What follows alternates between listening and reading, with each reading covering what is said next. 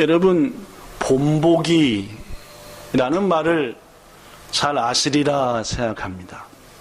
이 본보기라고 하는 말은 실은 본보기라는 말이지만 우리 한국어로는 네 가지의 뜻이 있습니다. 첫 번째, 이 본보기는 본받을 만한 대상이나 인물, 이것을 본보기라 합니다. 어떤 사람이 있는데 참 우리한테 본이 되는 분이다 할 때 그것을 본보기. 지난주에 말씀으로 한다면 조지 뮬러는 우리에게 기도의 본보기가 된 분이다. 혹은 조지 뮬러는 고아들을 사랑하는 데 있어서 우리한테 본보기가 된 분이다 라고 말할 때 본보기라는 말을 씁니다. 여러분과 저가 본보기 되는 멋진 인생 살게 되기를 축복합니다. 조금 유식한 말로는 귀감이라고 합니다. 귀감이 된다. 두 번째, 본보기라는 말은 잘못된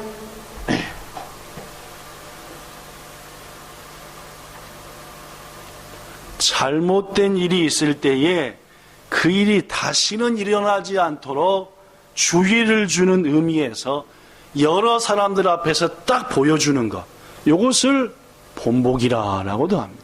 예를 들면은 우리 교회는 주일 2부 예배 드릴 때 어린아이들이 없습니다. 그렇죠? 어린아이 없지 않습니까? 다 어디 있습니까? 저 위에서 지금 오늘 어린아이를 관리하는 담당을 맡은 선생님들이 잘 인도합니다. 오늘 어린아이 맡은 담당자들은 이미 주일 1부 예배 9시에 드리는 예배 일찌감치 나와서 우리랑 지금 똑같이 예배 드리고 가서 담당하는 것. 이런 일이 우리 교회에서 생긴 게 한 10년쯤 된 것 같은데, 왜냐하면 어린아이들이 자꾸 예배 시간에 떠드니까 첫째는 하나님께 예배를 드리는데 방해가 되고, 더 중요한 것은 새까쿠 자녀들을 데리고 와서 예배 드리려고 했는데 이 자녀들이 도움을 안 주니까 엄마 아빠들이 예배를 통해 하나님을 만나지 못하는 거예요.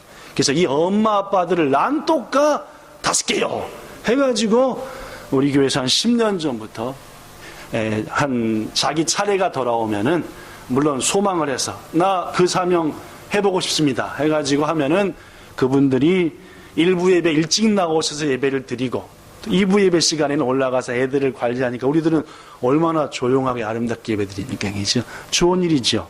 그랬는데 이 일을 시작한 지 6개월쯤 됐는데 박모 집사님하고 고모 권찰님이 담당이었습니다. 근데 1부 예배 때 안 온 거예요. 무슨 말인지 아니겠죠? 1부 예배 때 오셔야만이 그날 뭘 하는데? 예배를 드리고 2부 예배 때 올라가요. 근데 2부 예배 때 소로우에서 딱 오셨어요. 박모 집사하고 고모 권찰님인데 옳거니 오늘 내가 이들을 뭘로 삼아야 되겠다? 와, 지혜로우십니다. 훌륭하십니다. 오늘 찬양으로 은혜를 많이 받으셨나 보네, 그죠? 한 10분 정도가 본복이라는 말을 딱 하시는 게 수고하십니다. 아유, 오늘 한 2시간 설교해도 걱정이 없겠다, 그죠? 왜냐면 이렇게 또 잘 본보기로 삼으려고 사정없이 예배 시간에 설교하다 말고 한 10분 정도를 어떻게 그런 사명도 똑바로 못 받나. 이제 시간 6개월인데 재직이라는 사람들 잊어버리고 1부 예배 때 와서 예배를 짱또 드리고 어린아이를 오늘 어떻게 할 거냐고 했더니 박모 집사하고 고건찰이 예배가 아니라 얼굴이 빨개. 여러분, 왜 제가 그 두 분을 본보기로 삼을 수 있었겠습니까? 그 두 분은 제가 10분 동안 야단을 쳐도 시험 들지 않고 어떤 징계의 말도 마땅히 받고, 그래 다음 주부터는 내가 다음 차례부터는 찬또 해야지 이런 마음을 가졌다고 확신했으니까 제가 그러지, 시험 팍 들어서 교회가 이 교회밖에 없냐, 무슨 애 한 번 안 봤다고 이따위로 하냐, 한 번 못하죠? 그죠? 안 하지, 그죠? 하지도 않고 못합니다. 이걸 뭐라 그런다고요? 본보기라고 합니다. 일본말로 뭐라 그런데요? 미세심해라고 한대. 미세심해. 요걸 하나 본으로 삼아가지고 끝장을 다시는 이런 일이 안 일어나도록, 이것도 본보기입니다. 그렇죠? 그러니까 이 본보기는 아까 기도의 본보기다 조지 뮬러, 요거하고 조금 다르죠? 틀립니다. 그죠? 똑같은 본보기라는 말이지만은 그 본보기하고 이 본보기는 조금 틀립니다. 이런 본보기도 있습니다. 얘들아, 선생님이 만들어 놓은 걸 잘 보고 요걸 그대로 본보기로 삼아서 만들어 봐. 일본말로 미혼이라고 합니다. 미혼. 내가 만들어 놓은 걸 보면서 요대로 해봐. 야, 날 따라서 요대로 해봐봐. 이겁니다. 그죠? 물론 이건 선생님이 잔토할 수도 있고 잔토하지 않을 수 있지만은 내가 하여튼 시키는 대로 그대로 해봐. 이것도 뭐라고 합니까? 본보기라고 합니다. 마지막 네 번째, 조금 어렵지만 이것도 본보기라고 합니다. 어떤 사실이나 현상을 설명해 주거나 증명해 주는 대표적인 것. 어떤 사실이나 현상인데 이것을 잘 설명해 주는 가장 대표적인 것도 본보기라고 한다라는 말입니다. 예를 들면 이렇습니다. 나처럼 부족한 사람이 이처럼 큰 복을 누리고 사는 것은 나를 향한 하나님의 은혜가 참으로 크다는 것의 본보기다. 다시 한번 얘기해 볼게요. 나처럼 연약하고 못된 사람이 이렇게 은혜를 누리고 사는 것은 나를 향한 하나님의 사랑이 얼마나 크다고 하는 본보기다. 그럼 내가 본보기가 되는 겁니까? 나를 향한 하나님의 사랑의 본보기로 나를 삼은 겁니까? 후자죠, 그죠? 네. 이것도 본보. 난 여전히 부족하고 못됐어요. 그러나 나는 은혜 받고 살아요. 그럼 나 때문에 내가 은혜 받은 겁니까? 아니에요. 하나님이 내게 은혜를 준 거지요. 고로 하나님의 은혜가 얼마나 큰 거에 대한 나는 뭐예요? 본보기입니다. 멋지게 보이는 본보기입니까? 아니요. 나처럼 부족한데도 은혜를 누리게 하시는 그 하나님의 은혜의 본보기로 날 삼았다. 이것도 본보기입니다. 참 본보기란 말 여러 가지 뜻 많지요. 오늘 그 얘기하고 싶어서 여러분들에게 본보기라는 말을 했습니다. 오늘 여러분에게 본보기를 얘기하기 위해서 한 여인을 소개합니다. 이 여인의 이름이 따라하십시오. 다말. 네, 다말. 일본말로는 타마루라고 하고 다말. 히브리어도 다말이라는 말입니다. 이 다말이라는 무슨 뜻이게요? 네, 종려나무라는 뜻입니다. 종려나무는 뭘 상징하지요? 승리, 번성, 이걸 창조합니다. 승리한다. 나날이 번성할 거다. 이게 종려나무의 뜻입니다. 그러니까 다말이라고 하는 것은 무슨 뜻입니까? 난 반드시 뭐한다? 이긴다. 난 반드시 누군가를 승리하도록 만든다. 나를 통해 내가 속한 곳들이 뭐하게 한다? 번성하게 한다. 좋은 이름입니까? 나쁜 이름입니까? 그죠? 다말, 좋은 이름입니다. 그죠? 다말, 좋은 이름입니다. 하나님께서 아브라함을 택하시고 그에게 100살의 아들을 주셨지요. 그 아들의 이름이 이삭입니다. 이삭이 다시 하나님 은혜 가운데 결혼하여 야곱을 낳지요. 그죠? 야곱은 뭐였습니까? 쌍둥이였습니다. 그죠? 그래서 야곱은 다시 아들을 낳습니다. 몇을 낳게요? 12이나 낳습니다. 그래서 야곱의 아들이 12이어서 이스라엘을 12지파라고 말합니다. 그 12이 각각 한 지파씩 되어서 큰 하나님의 복을 기업으로 받았지요. 야곱한테는 이렇듯 아들이 12이 있었습니다. 그 12 아들 중에 첫째 아들이 루벤이에요. 당연히 당시에 여러 가지로 보면은 장자의 축복을 누가 받아야 됩니까? 큰 아들인 루벤이 받아야 됩니다. 근데 루벤은 입에 담지 못할 악한 일을 막 했습니다. 결국 하나님께서 너에게 장자의 직분을 못 주겠다 하게 되었고, 결국 장자의 직분을 받은 것은 두 사람이었습니다.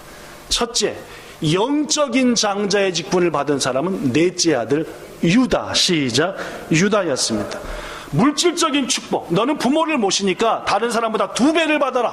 물질적인 축복의 장자를 받은 사람은 11번째 아들인 요셉이었습니다. 아시겠죠? 네. 야곱에게는 아들이 12이 있었고, 장자가 영 악하니까 장자의 복을 영적으로 받은 분은 4번째 아들 유다, 그리고 물질적으로 받은 분은 11번째 아들 요셉이었다. 이 유다가 말입니다, 하나님께로부터 영적인 축복, 장자의 복을 받아서 자신을 통해서 이 땅에 보내실 예수 그리스도께서 태어나게 하시는 엄청난 사명을 하게 되었는데, 글쎄 이 유다가 그 사명을 감당하며 자기 이름대로 유다, 하나님께 찬송하는 자란 뜻입니다. 찬송하며 온 형제들을 하나님께로 인도하는 자가 되었으면 좋을 텐데, 이게 자꾸 부모랑 살다 보니까 코에 바람이 쑥쑥 들어가는 거예요. 그래서 형제들을 떠납니다. 어디로 갔지요? 오늘 본문 1절에 나옵니다. 유다가 자기 형제들을 떠나 어디로 갔다? 아둘람 사람 히라와 가까이 지냈다라고 나옵니다.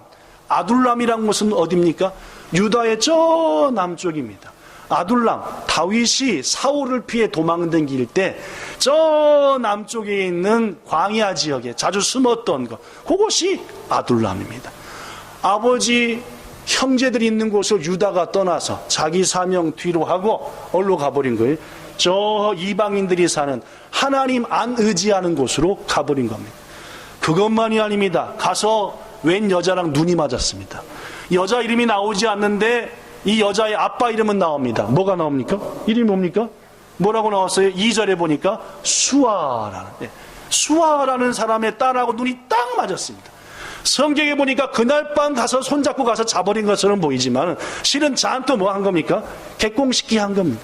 객공식기 하고 손잡고 잤더니 어느 날 미식미식 해가지고 보니까 얼라를 맨 거네. 낳고 보니까 딸이요, 아들이요? 이름을 뭘로 줬대요? 엘이라고 줬습니다. 하나님은 그런 뜻입니다. 엘. 자, 또 애를 잘 키우다 보니까 또 미식 또 하는 거예요. 또 낳습니다. 둘째 아들 이름은 뭐라고 줬대요? 오난이라고 줬습니다. 아, 오난을 낳고 또 몇 년 지나 미식. 아유, 부부간에 뭐가 좋아요? 금실이 좋네요. 또 나를 딱 낳더니 이번에 뭐라 그랬대요? 셀라라고. 아들을 쭉쭉쭉 셋을 낳습니다.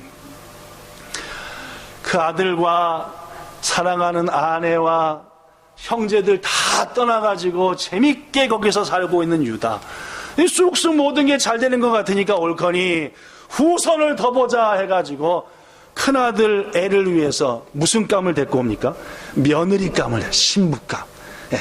큰아들 애를 위해서 며느리감을 찾아서 딱 데리고 왔는데 그 며느리의 이름이 뭐래요? 다말입니다. 아까 제가 다말이 뭔 뜻이라 했던가요?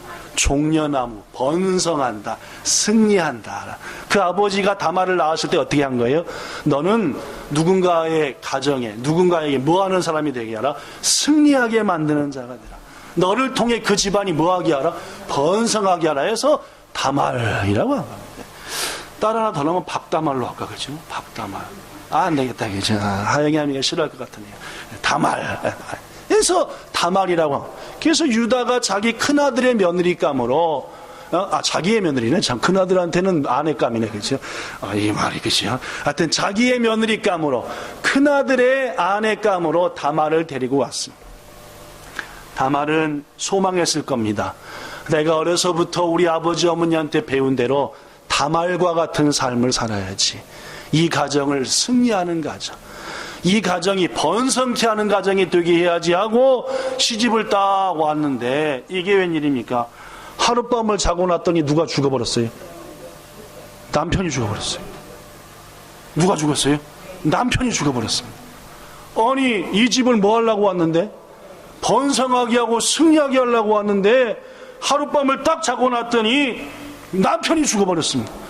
이런 우리 한국에 옛날 이런 일이 생기면 어떻게 해요? 남편을 잡아 이렇게 기괴하지 않습니까? 그죠? 이렇죠, 그죠? 그래도 유다는 왜 하나님께서 그렇다면은 이 큰아들 애를 죽여버리셨냐, 데려가셨느냐? 성경은 분명하게 그 이유를 밝힙니다. 본문 7절 읽어볼까요? 시작. 유다의 장자 엘이 여호와가 보시기에 악함으로 여호와께서 그를 죽이셨다. 일본어 성경에 보면은 슈노 인이 한시다. 하나님의 뜻에 반대했다라는 뜻입니다. 누가요? 엘이요. 여러분 잘 들어보십시오. 유다는 영적인 축복을 받아서 예수 그리스도를 이 땅에 오시게 해야 될 사명을 가진 사람입니다. 뭔 말씀인지 아시겠죠? 근데 그것을 누가 거부했다는 거예요? 유다의 아들인 엘이 거부한 겁니다. 그래서 다분 학자들은 뭔 자를 같이 하지 않은 거예요? 잠자를 같이 하지 않은 거. 가장 귀한 사명, 독생자를 이 땅에 오시게 될 사명을 이루기 위해서는 핏줄을 이어가야 되는데 그것을 반대했다. 그러나 하나님이 넌 안 되겠다 하고 그 생명, 사명을 맡기고 싶은데, 사명을 맡겼는데 안 감당한다. 그러 넌 그러면 더 이상 이 세상에 살 목적이 없구나. 자, 갑작스럽게 장자 애를 잃은 유다는 이제 둘째 아들 오난한테 말합니다. 본문 8절 시작. 유다가 둘째 아들 오난에게 이르되 네 형수에게로 들어가서 남편의 아우된 본분을 행하여 네 형을 위하여 즉 자녀가 있게 하라. 여러분, 이게 말이 됩니까 안 됩니까? 잘 생각해봐요. 동생아, 네 형이 후손을 못 낳고 죽었으니까 네 형수랑 하룻밤 꼭 손 붙잡고 자서 대를 잊지 못한 형을 위해서 자식을 낳아. 그 형을 누구 자식으로 해라? 형의 자식으로 해라 라고 얘기한 겁니다. 여러분이 다말 같으면 어떻게 돼요? 에이쌍 이렇게 할 수 있겠습니까? 없겠습니까? 이것도 대답하기가 좀 곤란하네, 그죠? 여하튼 유다 시아버지가 그렇게 시킨 겁니다. 죽은 형을 대신하여 형수와 하룻밤 손잡고 어린아이를 낳게 해서 그가 낳은 어린아이는 네 아들이 아니라 누구 아들이다? 형의 아들이다. 이게 도대체 뭔 말이냐? 유다는 이런 시아버지가 이런 희한한 게 다 있냐? 그게 아닙니다, 여러분. 잘 들어보십시오. 하나님께서 이스라엘 백성, 즉 택한 백성에게 준 여러 가지 법 중에 제도 중에 하나가 따라하세요. 계대결혼. 계대결혼이라는 법이 있습니다. 이 계대결혼이라는 게 뭐냐 하면은 자손 없이 죽은 남편을 위해서 그의 동생들이 준방으로 해서 자손을 낳게 해. 그 자손은 누구 자손 되게 한다? 형의 자손 되게 한다는 하나님의 독특한 법칙을 유다 백성들에게, 히브리인들에게 주었다는 말입니다.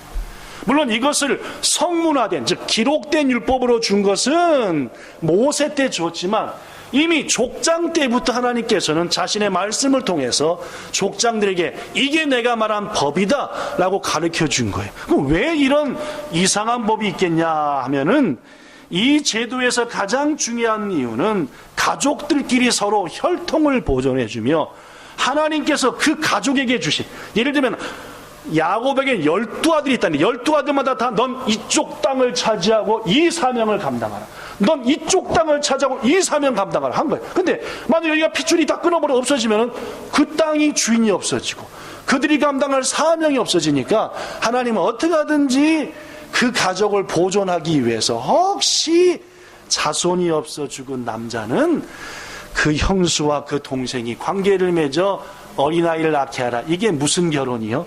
계대결혼이라고 하는 신명기 25장 5절부터 10절에 짠또 기록된 하나님의 법이었습니다. 고로 시아버지가 미친 게 아니라 이 유다는 짠또 하나님의 법대로 자식 없이 죽은 큰아들을 위해서 동생한테 네 뭘 다하라? 의무를 다하라. 이 의무를 진 자를 따라하세요. 고엘.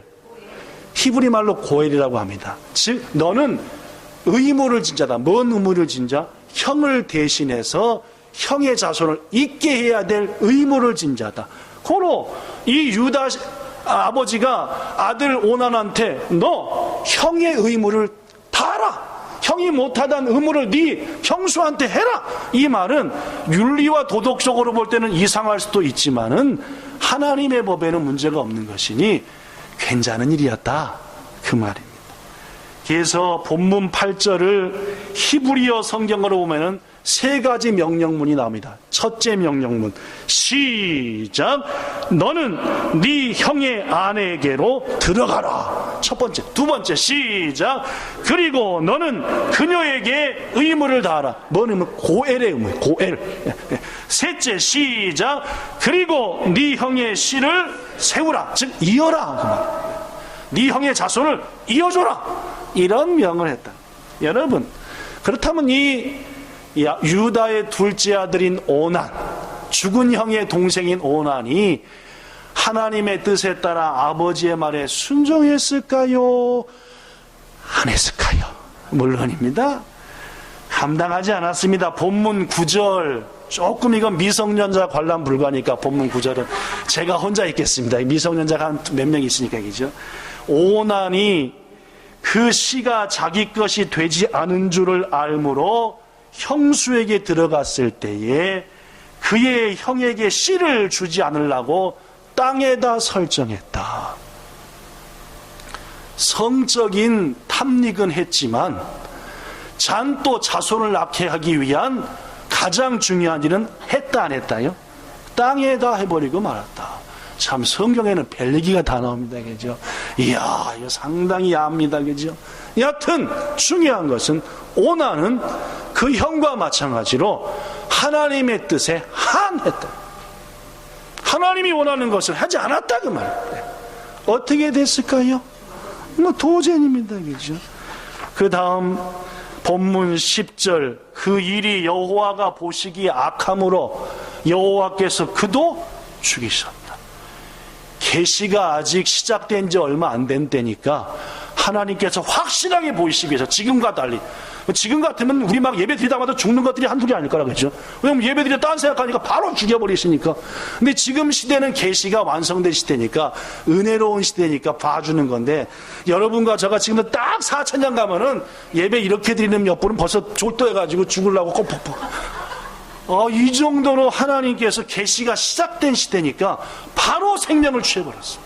네 사명을 안 감당했으니 너도 이 땅에 머물 가치가 없다. 무섭죠, 그렇죠? 여러분과 저는 감사해야 됩니다. 그 시대에 없었으니까. 예수님 세대에 있었다 봐요. 돌 맞아 죽여라 막 이렇게 했을지도 몰라. 우리가 그죠? 예수를 죽이겠다고 막. 이 시대에 사니까 이렇게 엉망진창 신앙생활해도 은혜입니다. 여하튼 하나님이 바로 목숨을 여러분 졸지에 두 아들을 잃은 유다 서서히 두려운 마음이 생겼습니다. 당연히 하나님의 명령에 따라 뭔 제도를 시행해야 돼요? 계대결혼. 고애를 누구한테 맡겨야 돼요? 셋째 아들을 셀라한테 맡겨야 되는데 요 아들까지 맡겼다가는 내일 아침에 뭘로 나올 것 같아요? 시체, 검은 시체로. 이게 유다가 답이 안 나옵니다. 이랬다가는 셋째 아들도 시신으로 나올 텐데 이유도 모르고 말입니다. 그렇죠? 내용도 모르고 밤에 지들끼리 일어난 일이니까 모르고 말이에요. 그렇다고 다말이 와가지고 시아버지 하고 다 얘기할 수 있습니까? 아이고 저태문자죠, 그죠? 그러니까 이 유다가 고민돼가지고 내린 결론이 본문 11절 그 며느리 다말에게 이르되 수절하고 네 아버지 집에 가라. 네 막내 도련님인 셀라가 장성할 때까지 기다리라. 실은 셀라도 그 형들처럼 뭐 할까 하노라? 죽을까 염려했다. 결국 다말을 친정으로 쫓아버렸습니다. 그렇게 몇 년, 또다시 몇 년이 지났습니다. 친정에 쫓겨간 다말은 매일같이 손가락 기다리며 누구를 기다립니까? 유다 시아버지가 보낸 사람을 기다리는 거죠. 드디어 때가 됐으니 와서 네 사명을 감당하. 근데 소식이 와요 안 와요? 올 리가 없지요. 유다는 지금 누구가 죽을 것 같아요 지금요? 자기 막내 아들까지 죽이게 생겼으니까 연락을 할 리가 있습니까? 그러던 차에 이 소식이 들려옵니다. 다말한테 시어머니께서 뭐 하셨다? 돌아가셨다. 마땅히 가서 시어머님의 상을 치러야 되겠지만은 부르지 않으니 갈 수도 없어. 당시 시대가 그랬어. 그러다 다시 몇 날이 지났더니 시아버지 유다께서 우리 동네 가까운 곳에 유람을 오셨다. 실은 유람이 아니라 위로여행을 옵니다. 위로여행. 부인이 죽고 나서 마음도 어접해가지고 뭔가 해가지고 친구 만나러 온 겁니다. 이때 다말이 행동을 개시합니다. 어떤 행동을 개시하느냐? 본문 14절 그가 과부의 옷을 벗고, 이제까지 계속 과부가 있는 옷이니까 오로지 누굴 기다리는 겁니까? 시아버지의 소식을. 근데 그걸 확 벗었어요. 무슨 말이야? 오늘은 난 더 이상 뭐가 아니다? 과부가 아니다. 이제 뭔가 행동을 해야 할 때가 왔다 해가지고 뭘 입었습니까? 너울로 얼굴을 가리고 몸을 휩싸고. 이게 뭡니까? 당시에 매춘하는 여인들이 입는 옷이었어요. 매춘하는 여인들이 하는 옷으로 자신을 딱 커버하고 어떻게 했습니까? 딥나 길곁 에나임 문에 앉으니 요 문은 이 지역에 온 모든 사람들이 가난하죠 통과하는 문입니다. 그 문 앞에 딱 앉았다. 누굴 기다리는 겁니까? 시아버지하고 뭘 하고 싶어요 지금? 단판을 지고 싶어 시아버지한테. 아니나 다를까 잠시 후 유다 시아버지가 거기를 딱 지나갑니다. 지금 다말은 뭔 옷을 입고 있다고요? 예, 매춘하는 여인이 입는 옷을 딱 입고 요염한 자세로 길 옆에 딱 앉아 있는 겁니다. 유다가 와서 말합니다. 청하건대 나로 너에게 들어가게 하라. 무슨 말입니까? 하룻밤 손잡고 잠자자. 뭐 그런 말입니다. 그렇죠? 그랬더니 다말이 목소리를 딱 꾸밉니다. 누구처럼 하지 않고. 예, 금방 목소리 하면 누가 알아버려요? 아, 이분들이 도대체 대답을 안 하네. 아, 당연히 시아버지가 알지요. 그러니까 목소리를 딱 꾸며가지고 당신이 무엇을 주고 내게 들어오시려고 하십니까? 하고 나한테 뭘 주고 나랑 하룻밤 손잡고 자려고 하십니까? 라고 물었다 그 말입니다. 그랬더니 유다가 말합니다. 지금 밤이 늦어가서 나한테 아무것도 가진 게 없으니 내일 내 짐승의 떼 중에서 염소 새끼 한 마리를 주겠다. 염소 새끼로 쇼부를 하려 했습니다. 아, 그러니까 다말이 말합니다. 지금 당신한테 염소 새끼가 없으니 그것을 줄 것을 어떻게 믿습니까? 뭔가 내일 주겠다는 담보물을 주세요. 담보를 달라. 다말이 지혜로워야 안 지혜로웁니까?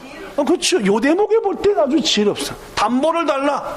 아니면 하룻밤 자고 띄어퍼 먹으면 내가 당신을 말로만 어떻게 믿냐 했더니 유다가 말합니다. 그러면 내가 네한테 무슨 담보물을 줬으면 좋겠냐 했더니 다말이 자그마치 몇 개를 요구합니까? 몇 개를 요구해요? 아, 여기 써있잖아요. 여기 몇 개? 3개를 요구합니다. 첫째 뭡니까? 도장. 이야, 이거 도장. 인감 도장을 달라고 합니다. 그죠? 둘째 뭡니까? 그 끈. 허리띠입니다. 셋째 뭡니까? 당신의 지팡이. 이 지팡이로 양을 치고 지위를 상징하는 거. 가장 유다한테 중요한 3가지를 달라 했습니다. 그리고 내일 가져오면은 뭘 갖고 오면은 염소 새끼 갖고 오면 이걸 다시 돌려드리겠다. 유다가 적적하고 위로 여행 왔다가 이미 시작한 일이니 줬소 해가지고 이 모든 3가지를 주고 그날 밤 하룻밤을 보냈다. 근데 여러분, 하나님의 섭리는 말입니다. 우리가 이해할 수 없는 게 그날 밤에 다말이 애를 뱄습니다. 그것도 뭔 애를요? 쌍둥이를 뱄죠. 둘이나. 참으로 하나님의 섭리는 때로는 우리가 이해할 수 없는 것도 많습니다. 그렇죠? 다음날 아침 유다가 자고 나고 보니까 창피스럽기도 하고 내가 부인을 떠나보내고 뭔 짓을 한 거야 해가지고 약속대로 염소 새끼 한 마리를 친구한테 주면서 가서 그런 여인이 있었으니 찾아가지고 염소 새끼 주고 내가 맡겨놓은 담보물을 찾아와라 했는데 다말이 숨어버렸습니다. 숨어버렸어요. 그리고 아무리 찾아도 없는 거예요. 그러니까 이 사람, 즉 그 동네 사람이 말하기를, 아니 우리 지방에는 예로부터 매춘하는 여인들이 없는 것으로 유명한데 당신이 잘못한 거 아닙니까? 결국 유다는 아무것도 찾지 못하고 다시 몇 개월이 지났습니다. 몇 개월 후 누군가 헐레벌떡 달려와 유다한테 보고합니다. 유다님 큰일 났습니다. 당신의 며느리 다말이 친정에 가서 벌써 몇 년 됐는데 얼라를 뱉답니다. 유다가 어떻게 되겠어요? 이 대목에서 그렇지 않아도 막내 아들 셀라를 죽일까봐 걱정됐는데 얼라를 뱉다. 여봐라, 당장 가서 큰 이은을 끄집어내서 불살로 죽여라 하고 명령을 내렸대요. 뭔 말씀 알겠죠? 뭐 해서 죽이라고요? 불태워서 죽여라. 당시 법이 그랬습니다. 예. 음행을 하면은 불태워 죽이게 돼 있어요. 여러분, 다말이 그냥 죽습니까? 안 죽습니다. 자기 아는 사람한테 담보물로 가지고 있던 3개를 줬지요. 그리고 말도 줬습니다. 이렇게 전하라. 본문 25절 읽어볼까요? 시작. 이 물건 임자로 말미암아 임신하였나이다. 청하건대 보소서. 이 도장이 누구 겁니까? 이 끈이 누구 겁니까? 이 지팡이가 누구 겁니까? 하고 딱 유다한테 들이미는데 여러분, 유다 얼굴이 어떻게 됐겠어요? 완전히 새빨개져가지고 할 말이 없네. 그리고 이렇게 얘기했습니다. 본문 26절. 그는 나보다 옳도다. 원문에 보면은 그는 나보다 의롭도다. 그가 나보다 하나님 편에 섰다. 그런 뜻이었습니다. 내가 그를 내 아들 셀라에게 주지 않았으니 이것은 내가 말씀을 안 지킨 것이니 내 잘못이다. 때가 되었고 드디어 다말이 아들들을 해산했는데 그 큰아들의 이름이 베레스요, 그 다음 아들의 이름이 세라였다. 사랑하는 여러분, 다말은 남편의 아들들이 아닌 누구 아들을 낳아버린 겁니까? 시아버지 아들들을 낳아버렸다. 아이러니한 얘기죠, 그죠? 성경에 참 벨름 얘기가 다 써졌죠, 그죠? 물론입니다. 다말의 행동은 목적은 좋았을지 모르겠습니다. 어떻게 하든지 그 집안을 풍성하게 하리라, 승리하게 하리라. 그러나 방법은 틀렸습니다. 세상에서 시아버지를 꼬셔서 아들을 낳은 사람은 다말 말고는 아마, 글쎄, 여러분 들어본 사람 있습니까? 시아버지를 꼬셔서 아들을 낳아버렸다. 이건 뭐 웃기지도 않는 얘기, 말도 안 되는 얘기.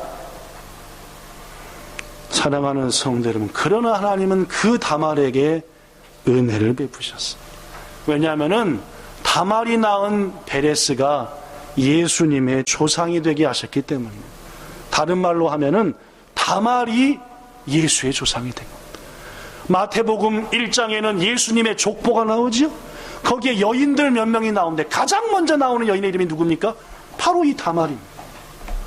예수께서 태어나심에 있어서 유다와 다말 사이에 태어난 베레스로부터 태어나셨다라고 말해요. 말도 안 됩니다, 그죠? 시아버지와 며느리 사이에서 태어난 베레스, 그가 예수님의 조상이 되었다? 이건 말은 망세가 바로 개차반입니다, 그죠? 이해도 안 되죠. 말도 안 됩니다. 그러나 하나님께서는 당장 돌에 맞아 죽어도 마땅한 시아버지, 그리고 시아버지를 유혹한 그 다말, 이들을 오히려 어여삐 여기셨고 그를 통하여서 예수를 오게 하시는, 사랑하는 여러분, 그렇습니다. 귀히 쓰임받는 것 내게 있는 게 아닙니다. 하나님 나라를 위해서 아름답게 쓰임받는 것 나한테 있는 게 아닙니다. 오로지 누구한테 있는 겁니까? 하나님의 은혜에 있는 겁니다. 하나님의 은혜에 있다는 것을 뭐로 보여주시기 위해서? 본복입니다. 본복이요. 아시겠습니까, 여러분? 하나님이 왜 이런 말도 안 되는 얘기를 창세기에다 써놨습니까? 본복입니다. 이런 말도 안 되는 사람도 나의 은혜를 통해서 이 귀한 일을 감당한다. 귀중하신 여러분, 이와 똑같은 처지에 있었던 사도 바울은 이렇게 말합니다. 고린도전서 15장 9절 10절. 나는 사도 중에 가장 작은 자라. 내가 하나님의 교회와 성도들을 얼마나 죽였는지, 핍박했는지 내가 아니, 난 도저히 하나님의 일을 감당하지 못할 자로다. 그러나 나가 나 된 것은 오로지 누구의 은혜다? 하나님의 은혜다라고. 내가 주를 위해서 많은 일을 했지만 이 모든 일도 내가 한 것이 아니라 누구다? 하나님의 은혜가 가능했기 때문에 할 수 있었다라고 고린도 교회 성도들을 시컷 책망한다. 내 이놈들, 너에게 불의함이 있다는데 어찌하여 내쫓지 않느냐고 실컷 책망한 다음에 실은 나도 너희와 똑같은 자들이다. 악하기 짝이 없고 부족하기 짝이 없지만 하나님은 은혜로 나 같은 자도 쓰셨으니 너희도 돌이켜 쓰임받는 자가 되라. 성도 여러분, 우리도 마찬가지입니다. 다말 못지않는 죄인이며 바울 못지않는 죄인이 여러분과 저입니다.